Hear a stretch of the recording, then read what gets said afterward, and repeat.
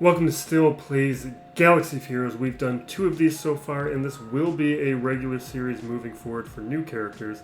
This is Viable Gear Assessment Spotlight. But while we wait for probably Bosch, we're going to take a look back at a couple recent notable characters that most players will not have had a chance to get to.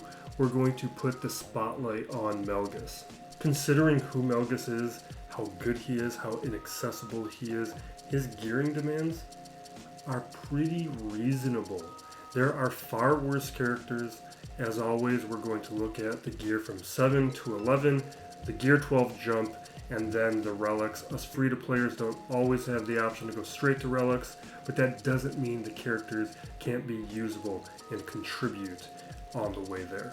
I've been testing Malgus all along the way at each stage, and with 1, then 2 Omicrons, and even at Gear 11 with a single Omicron, Malgus can contribute. But he'll be better on defense than offense while in progress and at those gear levels, because he's not going to have the same damage output that he gets at relics. To the Gear 11 Foundation, yes, he's expensive to gear, of course, but considering the context that he's a conquest character and a new tank, I argue it's pretty reasonable, especially relative to the other tanks that I've also included on the spreadsheet here.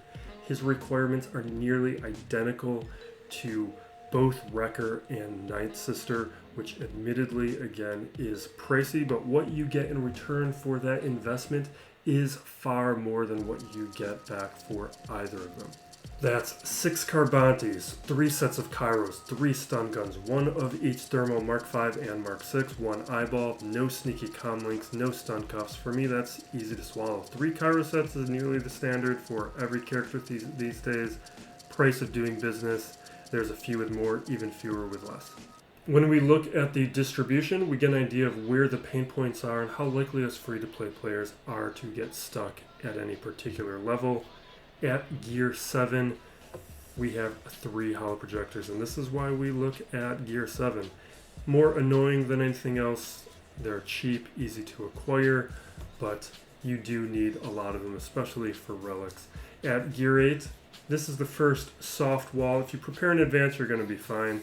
This is half of the required Carbantes to Gear 11 are at this stage.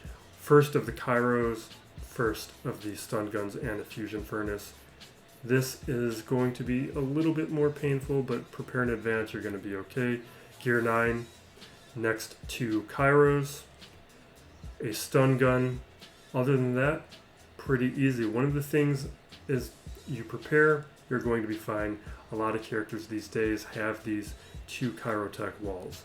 Gear 10, 2 more Carbantes. We have 1 with a stun gun, 1 with a Mark 5 thermal, an eyeball, and a Mark 6 thermal. That's pretty reasonable. Gear 11 is where one of these pain points are.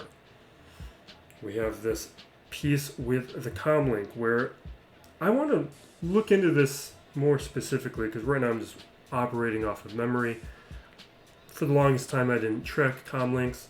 A year or so ago, I started tracking comlinks because I was noticing them becoming more painful, and every new character seems to require them, whereas I think it was pretty sporadic historically if characters needed those comlinks.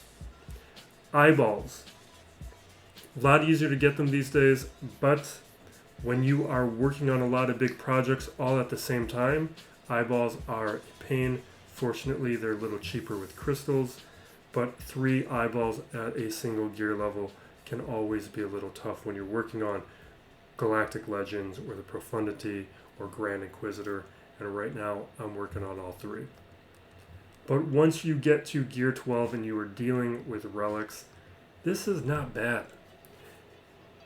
He has a Mark 12 fusion furnace, a couple med packs of those Mark 7 med packs, but the rest of the Gear 12 is pretty distributed, and some of the pieces, not as much of the heavily in-demand pieces, only a couple of them. That's pretty easy to work with. It's a lot harder when you have to deal with these characters at relics who require 2 or 3 of the same Gear 12 pieces.